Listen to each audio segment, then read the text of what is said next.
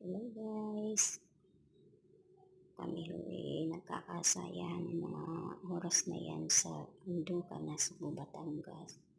Kami ay dumaya doon sa aking kapatid na si Gloria at bayaw na si Armando. Kami ay nagkaroon ng konting inuman at minsan lang ba namang magkasama-sama yan yung bunso ko. Kinakantahan niya ang kanyang daddy tito. Yung bayaw kong yan medyo lasing na kaya yan ganyan ang kasaya. Sige na ho ang hataw niyan sa sayaw. Yan ho namang aking yung kasama ho ng aking bunso si Chad. Panay na rin ho ang pasayaw. Yan yung bunso kong kapatid si Junjun. Yan ho game na game din pagdating sa kanyang mga kalukuhan. Hala, sige Junjun hataw. Ang saya-saya ng mga araw na yan. Sige. Panay ang pa-cute. Diba? Yan, ganyan ho sila. Pag kami ho ay nagkasama-sama pala ay talaga namang inam ang kasayahan. Diba? Ang aking bunso, sige.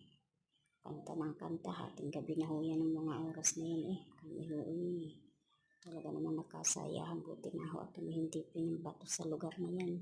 Nakaka-istorbo naman talagang kainaman.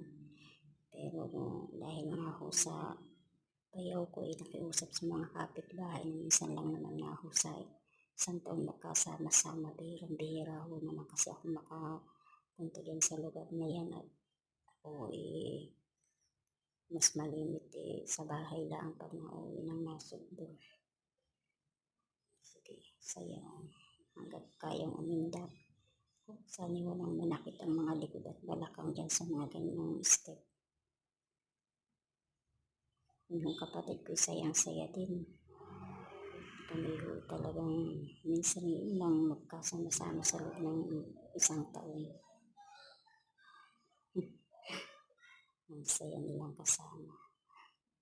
Shout out nga pala sa aking mga pamilyang hindi nakasama ng mga sandaling yan. Kay Carla, kay Marjun, kay Alice, kay Mar, ng aking panganay, hindi ho namin kasama at nasa Cavite ho.